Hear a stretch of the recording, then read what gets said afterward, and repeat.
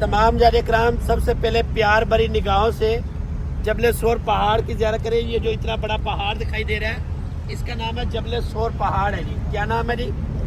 तो ऊंची आवाज से बोले ना सुभान अल्लाह सुभान अल्लाह। ऐसा इस पहाड़ की बुलंदी के ऊपर देखे दो पत्थर पड़े हैं जी, एक बड़ा पत्थर है और एक छोटा पत्थर है।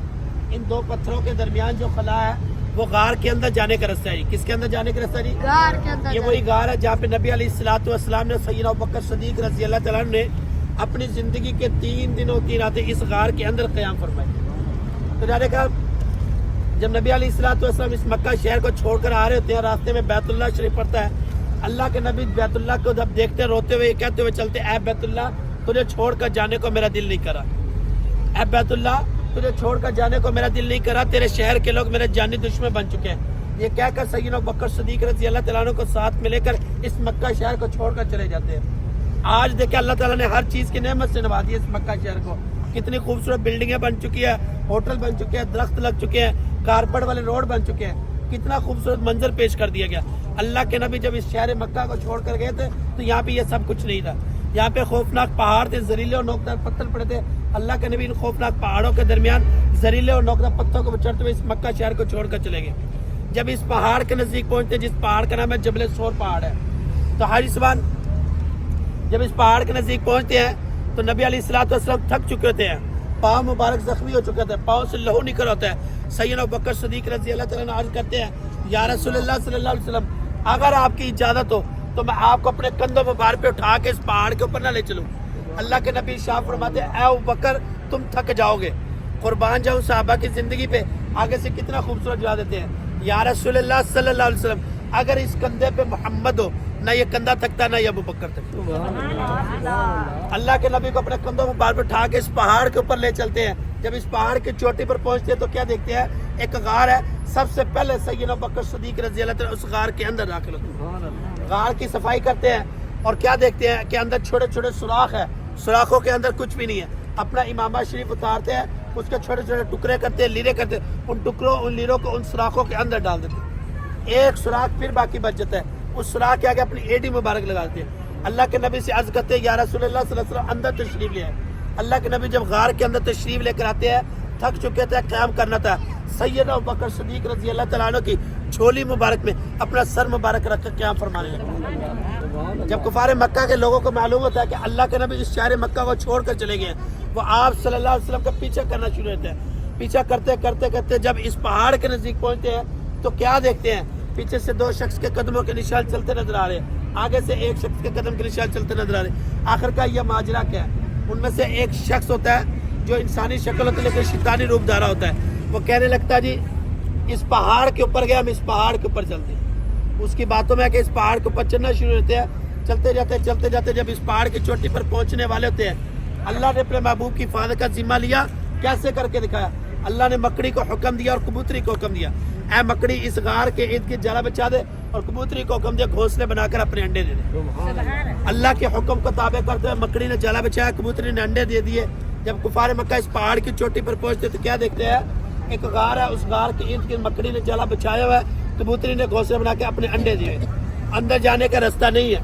उनमें से एक बुजुर्ग होता है, वो कहता है, हम उस बदबख्त की बातों में आके इस पहाड़ के ऊपर तो आ गए लेकिन यहाँ पे कोई शख्स आया नहीं है। अगर कोई शख्स आया होता, मकड़ी का जाला टूटा होता, कबूतरी के अंडे बिखरे होते। अल्लाह ने इस कायनात के अंदर जो सबसे कमजोर तरीन घर बनाया, किसका बनाया जी? बोले ना ऊंची बात में, मकड़ी का बनाया जी। हवा के झोंके से भी टूट जाने वाला घर होता है। अल्लाह ने उनके ज़हनों को, सोचों को, माइंड को रिवर्स कर दिया, चेंज कर दिया, तब्दील कर दिया, और वो इसी सोच को लेकर वापस नीचे की तरफ आ। अल्लाह के नबी ने यहाँ पे 3 दिनों 3 रातें क़याम फरमाई, फिर शहर मक्का को छोड़कर यानी कि हिजरत फरमाकर मदीने में तशरीफ ले गए। तो मैंने कहा ये मक्का के बुलंद तरीन पहाड़ों में से एक पहाड़ है जिसका नाम जबल सोर पहाड़ है। सतह ज़मीन से इसकी जो बुलंदी है वो 3000 से 3500 फुट बुलंदी है। इस पहाड़ के ऊपर जाने के लिए कोई प्रॉपर रास्ता नहीं है, ना कुछ सीढ़ियों का इंतजार है, ना कोई लिफ्ट का इंतजाम है। केले पत्थरों पर चढ़ कर जाने क्रम जाते हैं। जो मेरा बहन भाई जाना चाहता हो, फजर की नमाज पढ़ने के फौरन बाद अपने होटल से टैक्सी ले और इधर आके चलना शुरू है। कमो पेश जो वक्त लगेगा 3 से 3.5 घंटे लगेगा एक साइड का, एक यानी का मुकम्मल दिन लग जाता है। तो जाने क्रम अभी हम दुआ करेंगे, सांप वाला वाकया गाड़ी में सुनाएंगे, اول آخر درود شریف ایک دفعہ سورۃ الفاتحہ اور 3 دفعہ قل شریف پڑھ لیجیے. اللهم صل على محمد.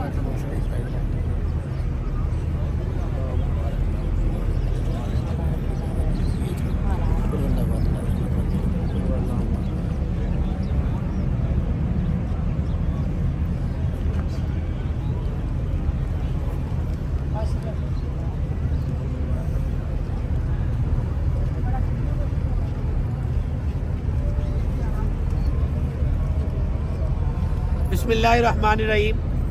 اللہم صلی علی محمد وعلی آل محمد کما صلیت علی ابراہیم وعلی آل ابراہیم انک حمید مجید. اللہم بارک علی محمد وعلی آل محمد کما بارکت علی ابراہیم وعلی آل ابراہیم انک حمید مجید. ربنا آتنا فی الدنیا حسنۃ وفی الآخرۃ حسنۃ وقنا عذاب النار.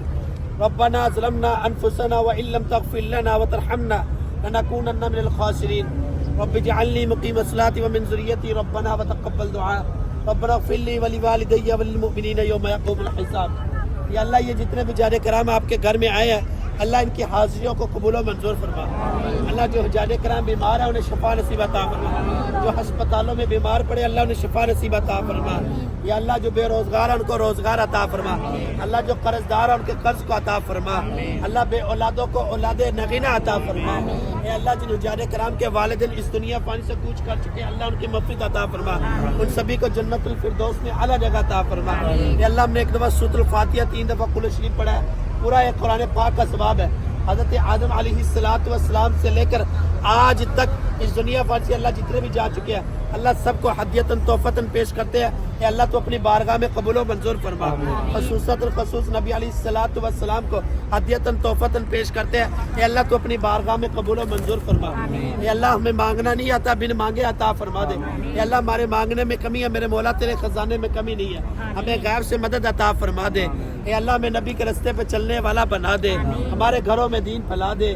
ہمارے بچوں کو حافظ قرآن بنا دے. ہمارے دلوں کو نور کی روشنی سے منور فرما دے.